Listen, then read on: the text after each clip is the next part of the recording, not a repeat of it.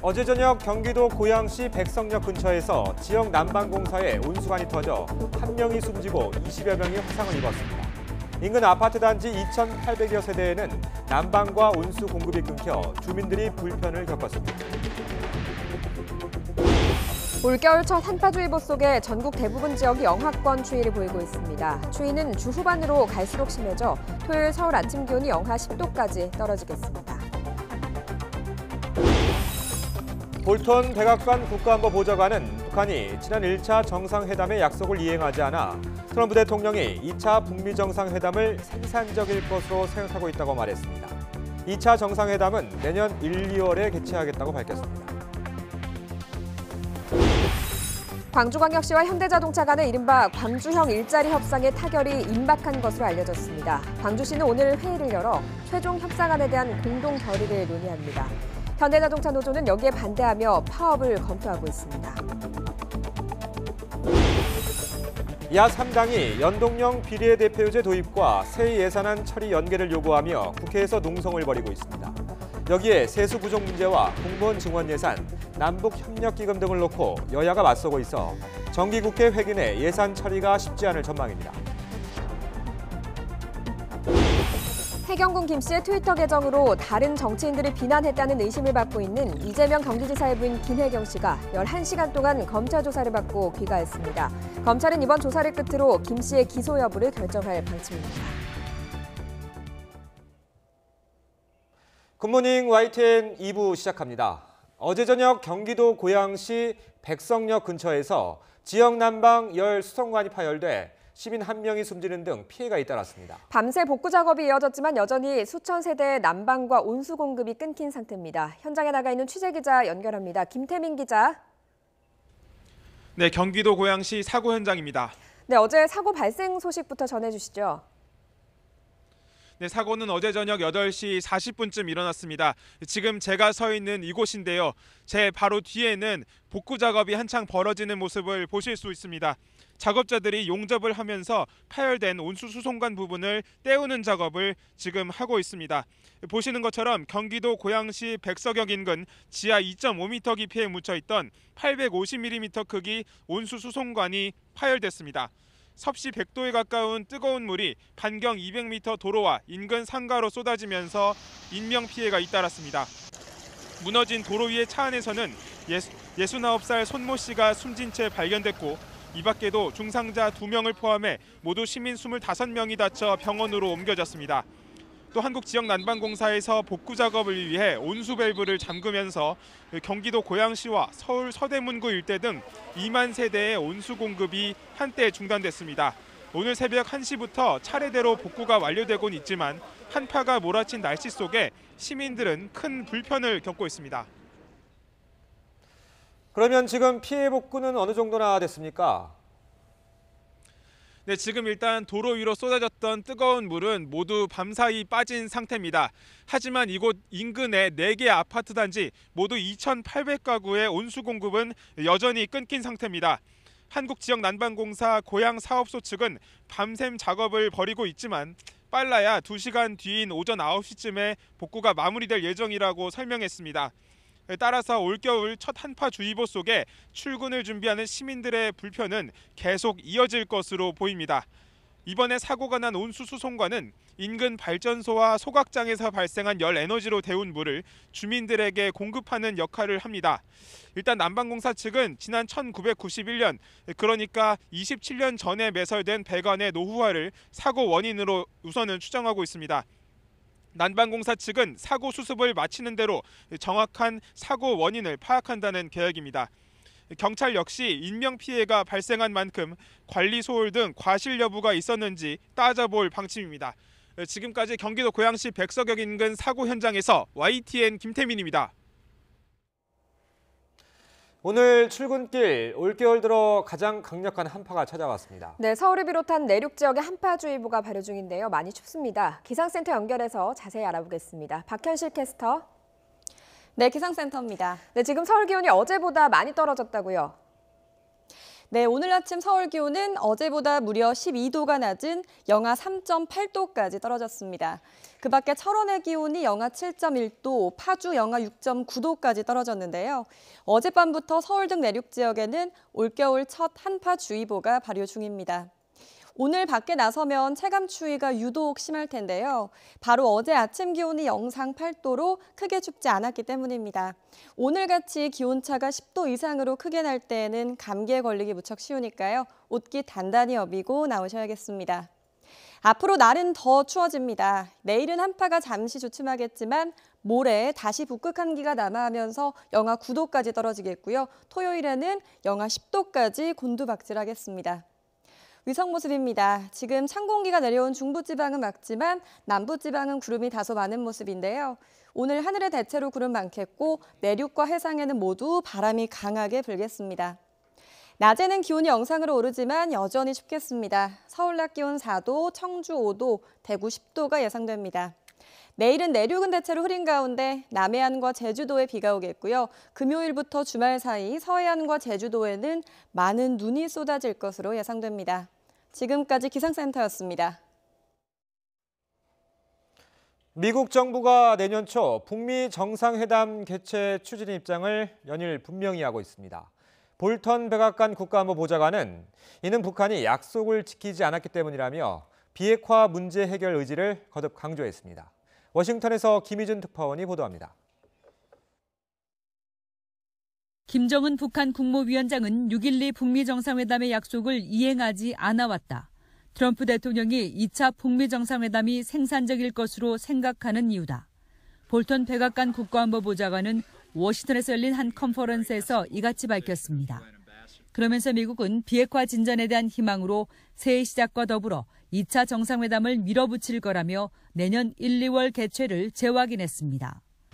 이 회담에서는 1차 정상회담 합의를 살펴보고 그 완수 방안을 논의할 것이라고 설명했습니다. 그때까지 대북 경제 제재는 해제하지 않는다는 입장도 분명히 했습니다. 이에 대해 CNN 방송은 트럼프 대통령이 김 위원장과의 좋은 관계를 강조하는 동안에도 미국이 원하는 완전하고 검증 가능하며 되돌릴 수 없는 비핵화는 진전이 없었음을 방증한다고 해석했습니다. 미국은 G20 정상회의 계기 한미 미중 정상회담 이후 북핵 해결 의지를 부쩍 내세우고 있습니다. 특히 미중 양국의 대북 공조 봉헌을 연일 강조하는 모습입니다. There is also very specific discussion on North Korea and a commitment that they will work with us to make sure that there is a nuclear-free peninsula. 중국이 대북 제재 틀을 유지하며 북한을 대화로 이끄는 지렛대 역할을 주문한 것으로 풀이됩니다. 트럼프 대통령은 또 김 위원장에 대한 존중과 대화 의지를 피력하며 이른바 톱다운 방식으로 교착 국면을 돌파하겠다는 포석을 놓고 있습니다. 워싱턴에서 YTN 김희준입니다. 지난달 30일 남북 철도 공동조사에 나섰던 우리 측 조사단이 오늘 경의선 구간 조사를 마치고 귀환합니다. 우리 측 조사단 28명은 오늘 오후 평양에서 점심 식사를 마친 뒤 버스를 타고 내려와 경의선 남북 출입사무소를 통해 귀환할 예정입니다. 북측은 어제 오후 공동연락사무소를 통해 공동조사단이 신의주에서 조사하고 있으며 조사는 예정대로 진행 중에 있다고 전했다고 통일부 당국자는 설명했습니다. G20 정상회의 참석 등을 위해 5박 8일 동안의 해외 순방에 나섰던 문재인 대통령이 어젯밤 성남 서울공항을 통해 귀국했습니다. 문 대통령은 우선 청와대에서 휴식을 취하며 조국 민정수석의 책임론으로까지 번진 청와대 특별감찰반 비의혹 등 국내 현안에 대한 대책을 고민할 것으로 보입니다. 문 대통령은 앞서 아르헨티나에서 열린 G20 정상회의 기간에 트럼프 미국 대통령과 한미 정상회담을 열어 김정은 북한 국무위원장의 서울 답방에 대한 미국의 지지와 2차 북미 정상회담 개최 의지를 재확인했습니다. 트럼프 미국 대통령이 중국과 무역 협상이 타결되길 바란다면서도 자신은 관세맨이라며 중국을 압박했습니다. 뉴욕 증시는 연일 계속되는 트럼프 정부의 압박에 미중 합의가 쉽지 않을 거라는 우려가 나오며 3% 넘게 급락했습니다. 뉴욕에서 김영수 특파원이 보도합니다. 트럼프 대통령이 트위터를 통해 대중무역 협상은 로버트 라이트하이저 무역대표부 대표가 이끈다고 밝혔습니다. 강경파인 라이트하이저 대표가 협상을 주도할 것이라는 언론 보도를 확인한 겁니다. 이어 90일 협상 시한은 시진핑 주석과 만찬을 한 지난 1일 이미 시작됐다고 강조했습니다. 그러면서 협상이 타결되기를 바라고 아마도 그럴 것이라고 말했습니다. 다만 자신은 관세맨이라며 협상이 결렬되면 다시 관세 폭탄을 부과하겠다는 뜻을 분명히 했습니다. 또 다른 강경파 윌버로스 상무장관도 시 주석이 트럼프 대통령에게 약속한 대로 세부 항목을 내놓으라고 압박했습니다. 로스 장관은 중국이 약속을 지키면 모두가 행복해질 것이라고 덧붙였습니다. 레리 커들러 백악관 국가경제위원장과 스티븐 무누신 재무장관도 전날 중국의 합의 이행을 촉구했습니다. 이처럼 트럼프 정부가 연일 중국을 압박하자 월가에서는 미중 협상에 대한 우려가 다시 커졌습니다. 전날 1% 넘게 올랐던 뉴욕 증시 3대 지수는 일제히 3% 넘게 급락했습니다. 나스닥 지수는 4% 가까이 폭락했습니다. 특히 내년부터 경기 둔화가 본격화할 것이라는 전망에 투자 심리는 더욱 위축됐습니다. 월가에서는 내년 상반기 미국 경제 성장률이 2%대로 떨어질 것으로 보고 있습니다. 오늘 뉴욕 증시는 미중 무역 협상에 대한 우려뿐 아니라 내년 성장률 둔화 전망까지 나오며 하루 종일 투자 심리가 위축됐습니다. 뉴욕에서 YTN 김영수입니다. 유럽 주요국 증시도 미국과 중국 간 무역전쟁 휴전에 대한 의구심이 불거지면서 하락 마감했습니다. 영국 런던 증시의 현지 시각 4일 푸시백 지수는 전날보다 0.56% 하락한 7022.76으로 거래를 마쳤습니다. 프랑스 파리의 깍그 40 지수는 전날보다 0.82% 하락했고 독일 프랑크푸르트 증시의 닥스 지수는 1.14% 하락했습니다. 범유럽 지수인 스톡스 50 지수도 전날보다 0.78% 내렸습니다. 합작법인으로 완성차 공장을 세우기 위한 광주광역시와 현대자동차 협상 타결이 임박한 것으로 알려졌습니다. 광주광역시는 오늘 오전 10시 반 광주시 노사민정협의회를 열어서 그동안 현대차와의 투자 경과를 보고받고 최종 협상안에 대한 공동 결의를 논의합니다. 최종 협상안에는 안정적인 노사관계 정착을 위한 상생발전협의회 구성 방안과 선진 임금체계 도입, 적정 노동시간 구현과 인력 운영 방안 등이 포함됐습니다. 광주형 일자리 협상 타결이 임박한 것으로 알려지면서 이 정책에 반대해온 현대자동차 노조가 이르면 내일 파업에 들어가는 방안을 검토하고 있습니다. 현대차 노조는 긴급 성명에서 광주형 일자리가 합의된다면 약속대로 총파업을 강행하겠다며 정부와 사측은 지금이라도 광주형 일자리를 중단하라고 밝혔습니다. 노조는 오늘 오후 확대운영위원회를 열어서 파업 일정과 수위 등을 논의할 예정입니다. 연동형 비례대표제 도입을 촉구하는 야 3당이 국회 본관에서 연좌 농성에 돌입했습니다. 바른미래당과 민주평화당, 정의당 등 야 3당은 국회 본관에서 연좌 농성에 돌입하면서 연동형 비례대표제 도입에 여당인 더불어민주당과 제1야당인 자유한국당의 결단을 촉구했습니다. 야 3당은 기득권 양당의 욕심이 정치개혁의 발목을 잡고 있다며 민주당은 시간을 끌고 한국당은 역시 명쾌한 결단을 회피하고 있다고 비판했습니다. 바른미래당 손학규 대표의 말을 직접 들어보시죠. 단지 야당의 이익만을 추구하는 것이 아니라 국민의 뜻이 비례성과 대표성이 제대로 반영되는 선거제도로 안착을 시키자라고 하는 제도 정비 차원입니다. 이러한 제도 정비, 정치 개혁의 중요한 계기를 지금 여당이 예산안을 갖고 법정 시일 내에 통과시켜야 된다. 이것만으로는 안 됩니다. 야당으로서는 당연히 예산안과 선거제도의 개혁을 한데 연계시키는 것 당연한 전략입니다. 더불어민주당 홍영표 원내대표는 연동형 비례대표제 도입 등 선거제도 개혁과 새해 예산안 처리를 연계하겠다는 야 3당의 이런 방침에 대해서 비판을 쏟아냈습니다. 홍 원내대표의 말을 직접 들어보시죠. 이렇게 예산안을 볼모로 해서 선거법을 관철시킨다는 것에 대해서 어느 국민도 동의하지 않을 것입니다. 선거법 개정은 정치개혁 특위를 통해서 논의를 하고 또 처리해 가면 됩니다. 그것을 선거법을 이유로 해서 예산안을 처리하지 못하겠다고 하는 것은 정말 납득하기 힘듭니다. 홍남기 경제부총리 겸 기획재정부 장관 후보자 인사청문회는 문재인 정부의 소득주도 성장에 대한 여야 간 싸움터가 됐습니다. 홍 후보자는 내년 하반기쯤 소득주도 성장의 효과가 나타날 것으로 내다보면서도 핵심 정책인 최저임금 결정 구조를 개편할 뜻을 비췄습니다. 우철희 기자입니다. 잇따른 경제지표 악화를 의식한 듯 홍남기 경제부총리 후보자는 인사청문회 시작부터 최저임금 등 일부 정책의 수정을 예고하면서 몸을 한껏 낮췄습니다. 시장 수용성, 지불 여력, 경제적 파급 역량 등을 종합적으로 고려하여 결정되도록 하고 당장 내년 초 최저임금 결정구조 개편도 적극 모색하겠습니다. 하지만 인사청문회는 소득주도 성장 등 문재인 정부 경제정책을 둘러싼 거센 공방전의 양상으로 흘러갔습니다.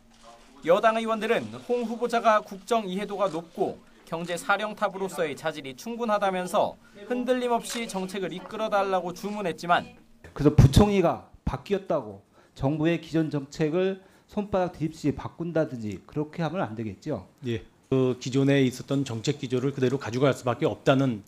야당 의원들은 대통령의 지시에 순응하는 이른바 예스맨이 우려된다면서 정책의 대폭 수정이 필요하다고 강조했습니다. 김동연 총리가 사사건건 청와대와 각을 세우기 때문에 말 잘 듣는 우리 후보자를 갖다가 임명했다. 저는 동의하지 않습니다. 홍 후보자는 소득주도 성장이 일부 보완할 점은 있지만 방향은 옳다고 본다면서 내년 하반기쯤 효과가 나타날 것으로 전망했습니다. 또 현재 경제 상황을 경기 침체가 아닌 둔화 국면으로 본다면서도 위기라는 인식 속에 엄중하게 대책을 마련하겠다고 밝혔습니다. 이런 가운데 자유한국당 심재철 의원이 홍 후보자의 배우자가 세금을 덜 내려고 국세청에 소득을 축소 신고했다는 의혹을 제기했다가 숫자를 착오한 것으로 드러나 체면을 구기기도 했습니다. 홍 후보자 배우자의 종합소득 3,700만 원을 임대소득 370만 원으로 착각한 겁니다. 이례적으로 새 예산안 심사 도중 치러진 이번 인사청문회는 문재인 정부의 경제정책을 놓고 치열한 논쟁이 벌어졌습니다. 예산 전국 막판 여야의 힘겨루기가 이어지면서 홍남기 후보자의 인사청문 보고서 채택 여부에도 관심이 쏠리고 있습니다. YTN 우철입니다.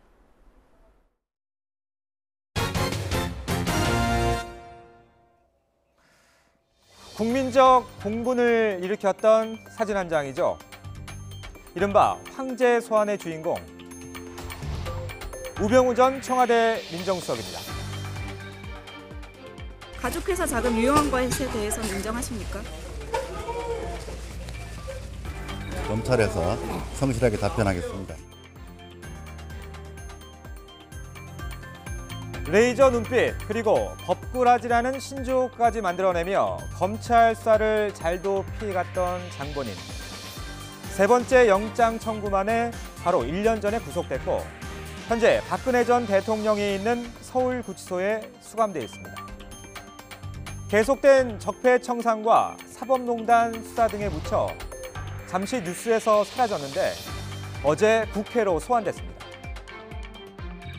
새삼스레 집착하는 새살배기 어린아이 같은 버릇은 반드시 버려주기 바랍니다.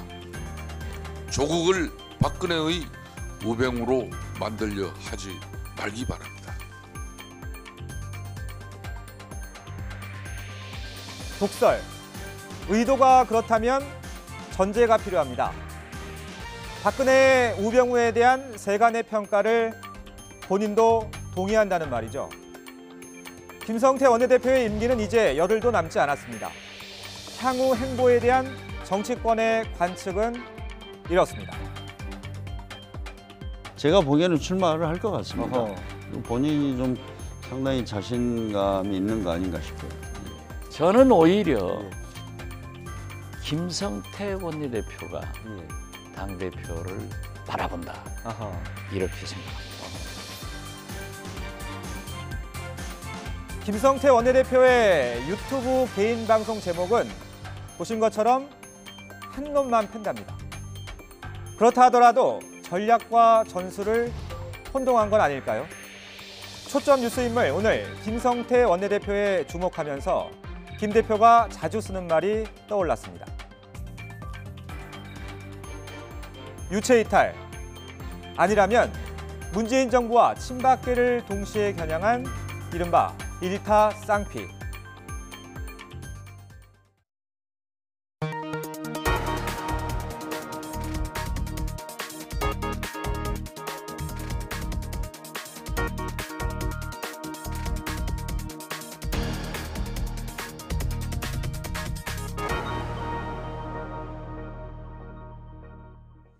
양승태 사법부 시절 법원행정처가 옛 통합진보당 의원의 지위 확인 소송 과정에서 재판부 배당까지 개입한 정황이 드러났습니다.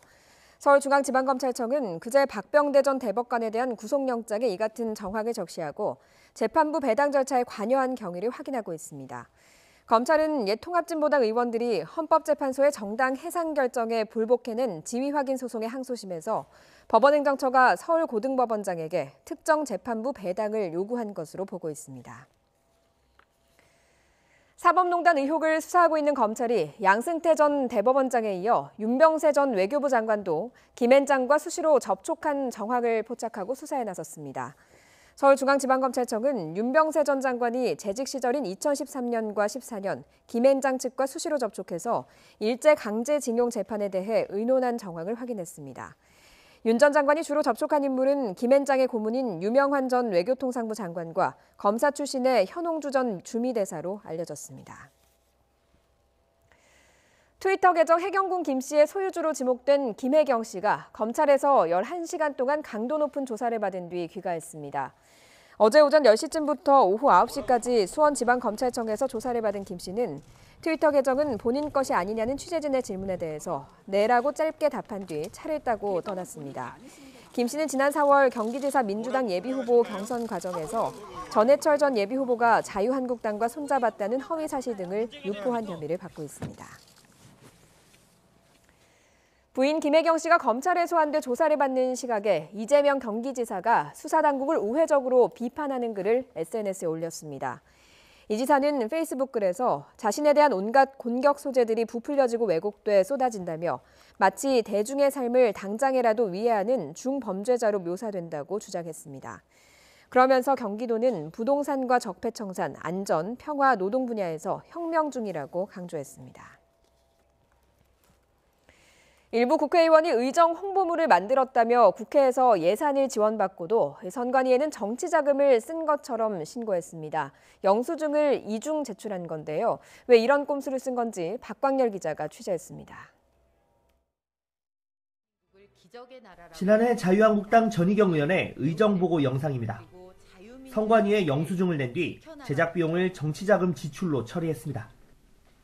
하지만 국회 사무처에도 영수증을 제출하고 관련 예산을 지원받았습니다. 더불어민주당 홍영표 원내대표도 의정보고서 발간 비용 영수증을 선관위와 국회 사무처에 이중 제출했습니다. 불법은 아닙니다. 정치자금법을 보면 의정보고서 발간비와 문자 발송비는 후원금과 같은 정치자금에서 처리할 수 있습니다. 또 국회 사무처는 의원 홍보물이나 정책자료 발송 비용 일부를 국가 예산에서 지원합니다. 대부분은 이 가운데 하나만 선택합니다. 하지만 26명의 의원은 정치자금 처리를 하는 동시에 지원 예산도 받았습니다. 뉴스타파와 시민단체의 발표에 따르면 2016년 6월부터 1년 반 동안 모두 26명의 의원이 이 같은 꼼수를 저질렀습니다. 정치자금에서 지출하고 국회 사무처에서 만약에 돈을 받는 경우는 그것을 그러니까 정치자금 지출을 취소하든지 그쪽으로 입금을 하도록 안내를 한 바가 있습니다. 선관위 자체도. 해당 의원들은 법적으로 영수증 중복 제출을 금지하는 규정이 없고 이중으로 돈을 받는 것도 아닌 만큼 문제가 없다는 입장입니다. 전혀 법적으로 문제된 일을 저지르지 않았습니다. 국회 예산을 저희가 2번 타내는 일은 제도적으로 불가능합니다. 하지만 문제가 없는 건 아닙니다. 이렇게 영수증을 이중 제출하면 실제로는 국가 예산을 지원받고도 선관위에는 정치자금에서 지출된 것처럼 기록됩니다. 이미 정치자금 지출 신고를 마쳤기에 이 금액은 용도와 관계없이 어디에나 쓸 수 있는 눈먼 돈이 될 우려가 있습니다.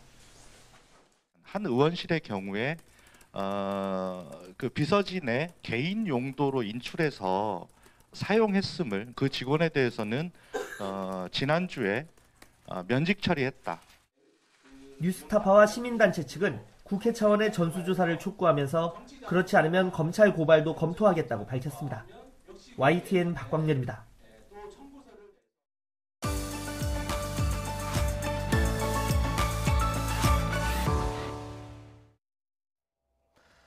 지난달 15일 치러진 2019학년도 대학 수학력 시험 어렵다 수험생들 하소연이 이어졌죠. 채점 결과도 다르지 않았습니다. 김정혜 기자가 보도합니다. 이구동성 불수능이라던 올해 수능은 난도가 역대 최고 수준이었습니다. 한국교육과정평가원의 채점 결과, 특히 국어 영역이 어려웠던 것으로 나타났습니다. 국어 영역 표준 점수 최고점은 150점으로 현 수능 체제가 도입된 2005학년도 이후 14년 만에 최고였습니다. 수학 가형과 나형 역시 최고점이 133점과 139점으로 지난해보다 3, 4점 올랐습니다.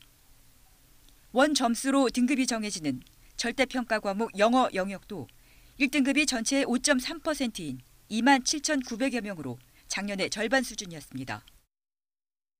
올해 수능은 국어, 수학, 영어 영역의 경우에 전년도 수능보다 어려웠고 그 외 영역은 대체로 전년도 수능과 유사하거나 다소 쉬웠던 것으로 나타났습니다.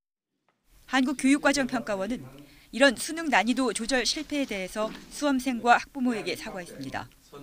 특히 불수능 논란의 빌미를 제공한 국어 영역 31번 문항과 같이 초고난도 문항의 출제를 지양하겠다고 밝혔습니다. 향후에는 지문의 길이, 고난도 문항의 난이도 수준 등에 대해서 더욱 면밀히 검토하여 교육적으로 타당성이 높은 문항 출제를 위해 최선의 노력을 기울일 것을 약속드립니다. 수능 성적표는 학교와 시험지구 교육청에서 수험생에게 교부되고 대학 정시 일정도 이제 본격적으로 시작됩니다. 교육기관과 입시업체들은 6일부터 입시 설명회를 엽니다.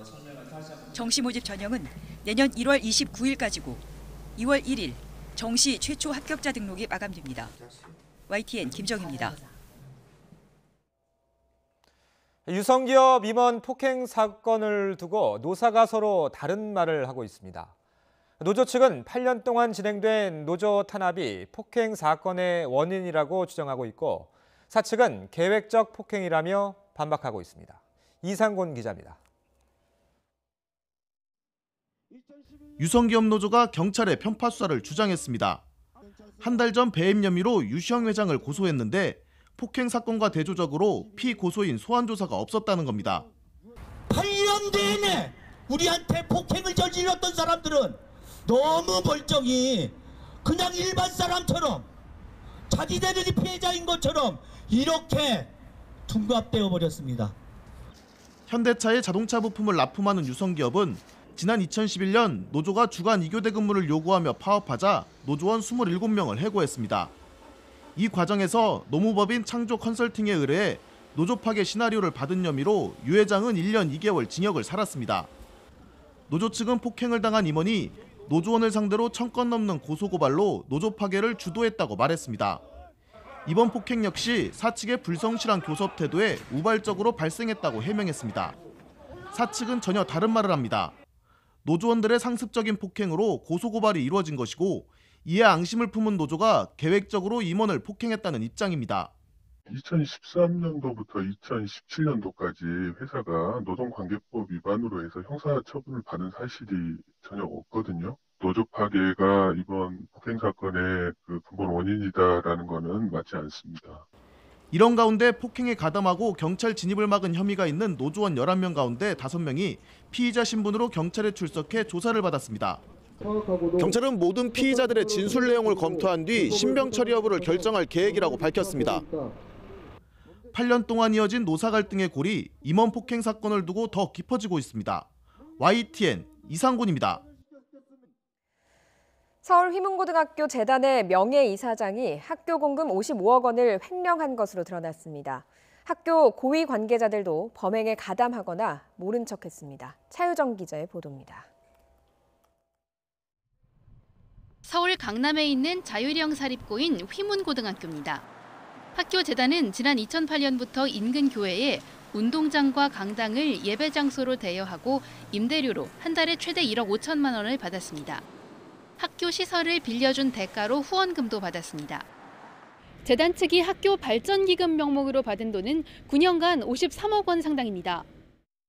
그런데 후원금은 학교 통장으로 들어오는 족족 사라졌습니다. 알고 보니 재단의 명예이사장인 92살 김모 씨의 뒷주머니로 흘러들어갔습니다. 김 씨는 또 학교 법인카드로 호텔과 음식점 등에서 2억 3천만 원을 쓰기도 했습니다. 당시 이사장도 횡령에 가담했습니다. 최근 5년 사이 단란주점 등에서 4,500만 원을 쓴 겁니다. 이사장은 김 씨의 아들입니다. 당시 교장은 이런 사실을 알고도 모른 척했고 행정실장은 심부름꾼 역할을 했습니다. 명예이사장의 이제 지시를 받고 행정실장은 현금으로 인출해서 봉투에 담아서 그 승용차 뒷좌석에 실어줬다라고 주장을 하고 있습니다. 경찰은 또 휘문고 재단이 보유한 주상복합 건물의 임대업자를 보증금 73억 원을 횡령한 혐의로 입건했습니다. 이사장의 지인이었는데 세입자들에게 받은 돈을 개인 사업을 위해 빼돌렸습니다. 2억 천에 다른데 저쪽 이제 강남 쪽에 있는 부동산에서 공동 중개로 여기를 계약하게 됐어요. 이거는 휘문 재단에서 임대하는 것이며 아무 걱정할 거 없다. 경찰은 명예이사장인 김 씨와 학교 관계자, 임대업자 등 9명을 검찰에 송치했습니다. YTN 차유정입니다. 신성철 카이스트 총장이 국가연구비 횡령과 업무상 배임 등 자신을 겨냥한 각종 의혹에 대해서 억울하다는 입장을 밝혔습니다. 앞서 과학기술정보통신부는 신 총장을 검찰에 고소하고 총장 직무정지를 요청했습니다. 이정우 기자입니다. 작금에 상상할 수 없는 각종 의혹이 전개되는 그런 상황에 참담한 마음을 금할 길이 없습니다. 우선 이 사업에 신성철 카이스트 총장이 기자 간담회를 열고 대구경북과학기술원 디지스트 총장 재임 당시 불거진 논란에 대해 양심에 부끄러움이 없다고 밝혔습니다. 신 총장은 디지스트 재직 시 진행한 미국 로렌스 버클리 국립연구소 LBNL과의 협약 과정에서 이중계약 논란에 휘말렸습니다. LBNL은 연구 장비를, 디지스트는 연구비를 서로 제공한다는 게 2012년 당시 협약의 주요 내용입니다. 이 과정에서 장비 사용료를 비롯한 연구비 200만 달러가 2013년에서 2018년 사이에 중복으로 보내졌고 총장의 제자 편법 채용 의혹까지 나왔습니다. 총장으로서 직접 개입했거나 경제적 이득을 줄 수 있도록 직접 관여한 사실은 결코 없습니다. 제자인 A 씨는 그곳에서 박사과정 등을 거치면서 능력을 스스로 인정받아 정규직 연구원으로 채용됐다고 말했습니다. 신성철 카이스트 총장에 대한 직무정지 요청이 거론되는 가운데 카이스트 사태는 또 다른 국면을 맞고 있습니다. 과학기술정보통신부는 신성철 총장을 검찰 고소에 이어 카이스트 이사회 총장 직무정지를 요청한 상태입니다. 직무정지 요청이 와서 이사장님하고 논의를 해서 이사회에서 논의를 하기로, 그래서 결정을 하기로. 총장 직무정지 안건이 오는 14일 열리는 카이스트 이사회에 포함되면 카이스트 개교 이래 첫 사례가 됩니다. YTN 이정호입니다.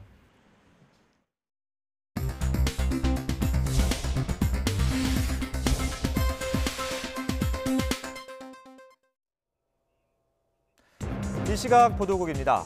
국내 기술로 개발한 첫 정지궤도 위성인 천리안2AO가 우리 시각으로 오늘 오전 5시 37분 남미 프랑스령 기아나의 우주센터에서 발사됐습니다. 발사된 천리안2AO는 발사체에서 위성이 분리된 뒤 호주 동가라 지상국과 첫 교신을 했습니다. 40대 1이 넘는 높은 경쟁률을 보였던 서울 서초 레미안 리더스원에서 미계약자가 속출했습니다. 1순위 청약 당첨자 가운데 38명이 가점을 잘못 계산하는 등 부적격 판정을 받아 당첨이 취소됐고 일부 당첨자는 자금 조달에 어려움이 생겨 계약을 포기한 것으로 알려졌습니다. 도로교통공단은 홀로그램에 변화를 주는 등 위변조 방지 기능을 강화한 운전면허증 발급을 시작했다고 밝혔습니다. 새로운 운전면허증의 홀로그램에는 경찰을 상징하는 참수리 문양이 사용됐고 자외선을 비추면 자동차 핸들 모양이 나타나는 보안 기능을 갖췄습니다.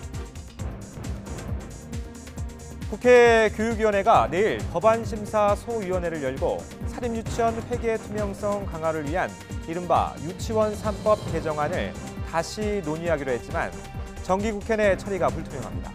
앞선 소위원회에서는 더불어민주당의 박용진 3법과 자유한국당이 자체적으로 마련한 유치원 3법이 회계 처리 방식과 보조금 전환 여부 등 쟁점에서 이견을 좁히지 못했습니다. 북한의 군수 전문가인 김철만 노동당 중앙위원이 98살의 나이로 사망했다고 북한 조선중앙통신이 보도했습니다. 북한 당국은 김철만의 장례를 국장으로 하고 김정은 국무위원장이 장의위원장을 맡는다고 통신은 전했습니다. 정부가 최근 별세한 아버지 부시 전 미국 대통령 장례식에 강경화 외교부 장관을 단장으로 하는 조문사절단을 파견합니다.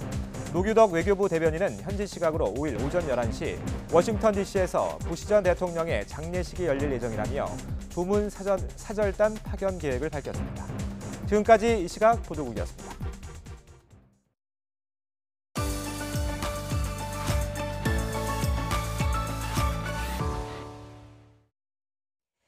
옛 울산시장 관사가 어린이와 주거 취약계층을 위한 복합시설로 조성됩니다. 따가운 지적에도 여전히 상당수의 단체장 관사가 그대로 사용되고 있는데 좋은 전례가 될 것으로 보입니다. 김인철 기자입니다. 울산 남구의 공간 어린이집입니다. 1980년에 지어져 시장 관사로 사용되던 것을 민선시장 시대가 출범한 1997년부터 지금까지 어린이집으로 활용하고 있습니다. 그런데 이번엔 이 시설을 어린이들과 사회초년생들을 위한 복합시설로 개발하기로 했습니다.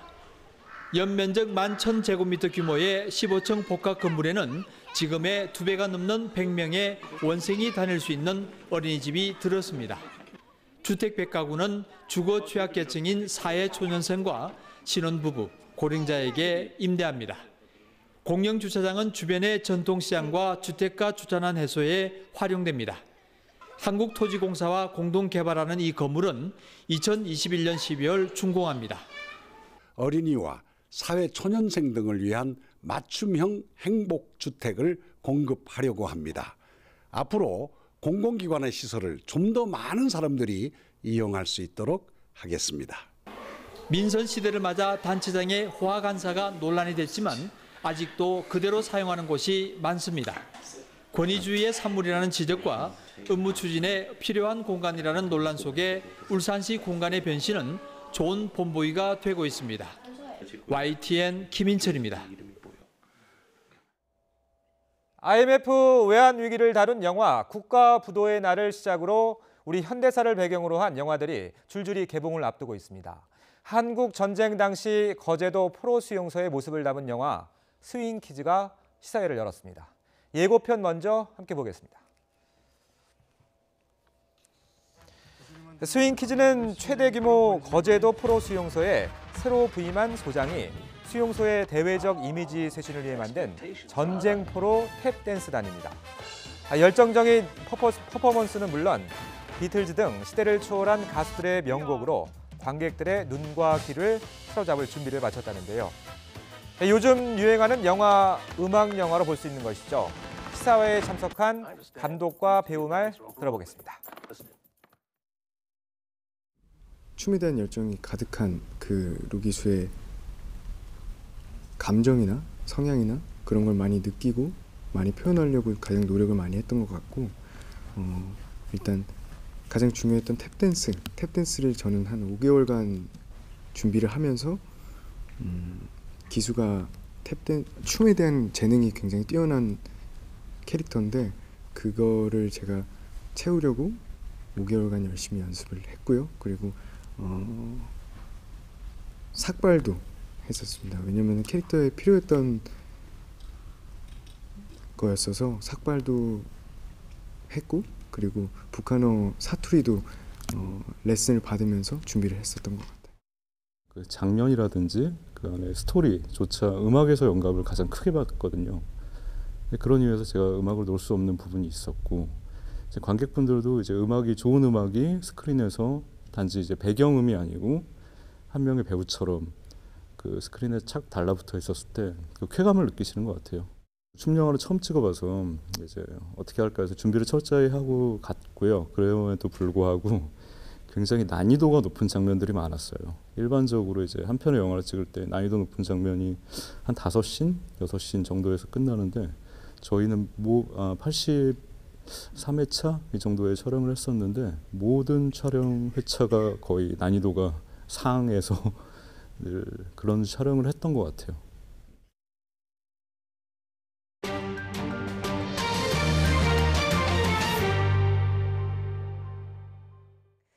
프랑스 정부가 전국적인 노란조끼 시위를 촉발한 유류세 인상 조치를 당분간 유예하기로 했습니다. 프랑스 정부가 결국 시민들의 반발에 굴복한 겁니다. 박상남 기자입니다. 프랑스 정부는 당초 내년 1월 1일부터 발효 예정이던 유류세 인상을 6개월간 유예한다고 발표했습니다. 에드와르 필리프 프랑스 총리는 4일 대국민 담화를 통해 국가의 통합을 위태롭게 하면서까지 세금을 올릴 수는 없다고 밝혔습니다. Après avoir entendu cette demande exprimée par à peu près tous les interlocuteurs que j'ai rencontrés au cours des consultations de ces derniers jours, je suspends pour une durée de 6 mois ces mesures fiscales. 프랑스 정부의 이 같은 결정은 세금 인상 중단을 요구하는 노란조끼 운동이 전국적인 폭력 시위로 확산되는 등 민심의 흐름이 심상치 않다는 판단에 따른 것입니다. 필리프 총리는 그러나 앞으로의 시위는 사전 신고 등을 통해 차분히 진행되어야 한다며 과격 폭력 시위는 용인하지 않겠다는 뜻을 분명히 했습니다. 프랑스에서는 한 달가량 전부터 전국적으로 유류세 인하와 서민 복지 확대를 요구하는 노란 조끼 시위가 이어져 왔습니다.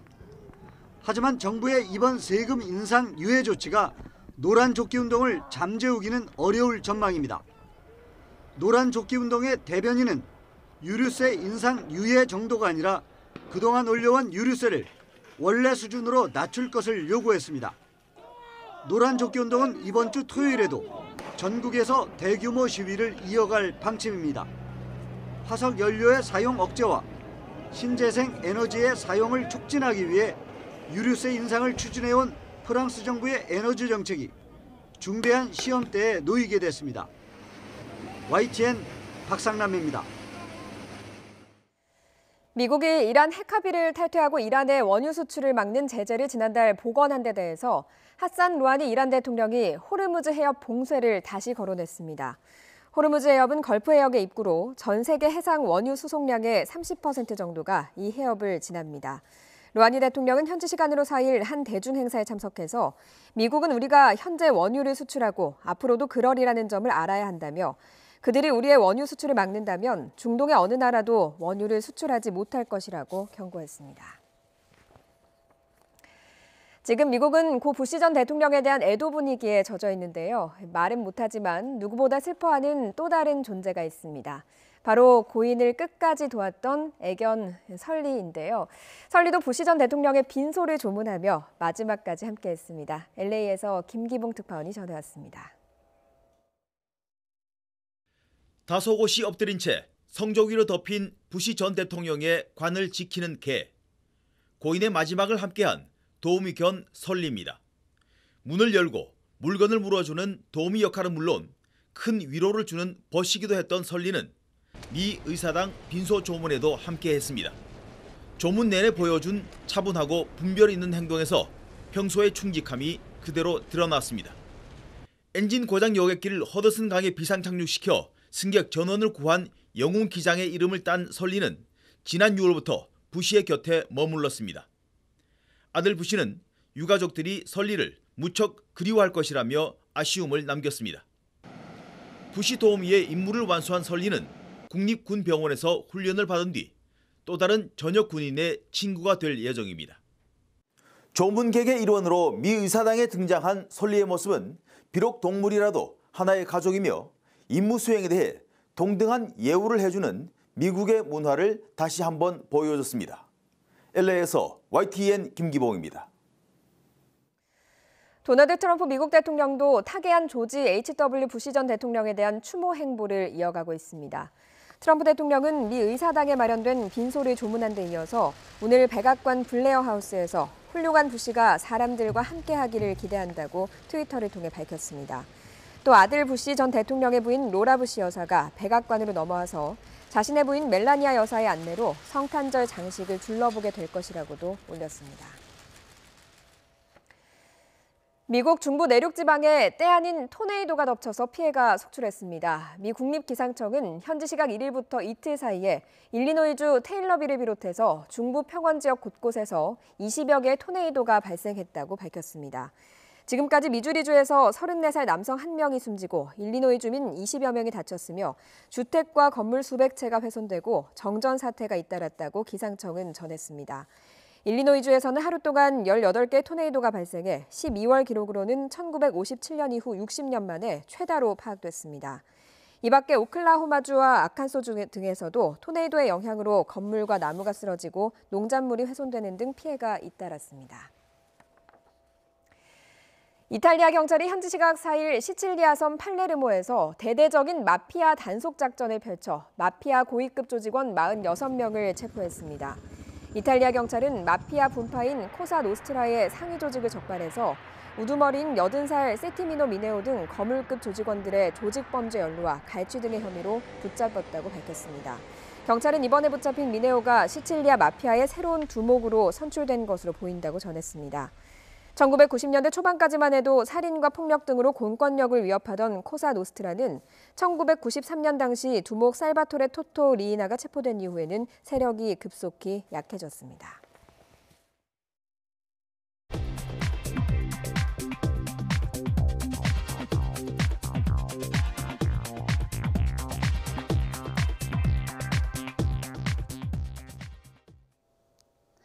따뜻한 옷차림 준비하셨나요? 올겨울 첫 한파가 찾아왔습니다. 서울을 비롯한 내륙에 한파주의보가 내려진 가운데 오늘 아침은 어제보다 10도가량 기온이 뚝 떨어졌습니다. 현재 철원 기온이 영하 7.5도로 전국에서 가장 낮고요. 파주 영하 7도, 서울 영하 4.2도, 남부 지역은 봉화 영하 2.6도, 장수가 영하 2.1도까지 내려갔습니다. 낮에도 쌀쌀하겠습니다. 어제는 예년 기온을 웃돌면서 온화했지만 오늘 서울 낮 기온은 4도로 어제보다 8도가량 낮겠고요. 바람 때문에 체감 온도는 더 떨어지겠습니다. 내일은 한파가 잠시 주춤했다가 모레부터 더 심해지겠습니다. 북극 한기가 남하하면서 금요일 아침 서울 기온이 영하 9도, 주말엔 영하 10도까지 내려가면서 한파가 절정에 달하겠습니다. 이번 한파는 다음 주 중반쯤에 점차 누그러질 것으로 보입니다. 오늘은 비 예보 없이 전국에 가끔 구름만 끼겠습니다. 해안을 중심으로는 찬바람이 강하게 불어오겠고요. 대기 확산이 원활해서 전국의 미세먼지 농도는 보통 단계를 보이겠습니다. 현재 기온은 어제 아침보다 7도에서 12도가 낮습니다. 서울의 기온이 영하 4.2도, 춘천이 영하 4도, 전주 영하 0.3도를 가리키고 있는데요. 낮 기온도 어제보다 내려갑니다. 서울의 한낮 기온이 4도에 그치겠고요. 춘천과 청주가 5도, 대구 10도, 전주 7도 선에 머물겠습니다. 내일은 남해안과 제주도에 비가 오겠고요. 금요일엔 한파 속에 충청과 호남 지역에 많은 눈이 올 것으로 보입니다. 날씨 정보였습니다. 잠시 후 8시 굿모닝 YTN 3부가 이어집니다.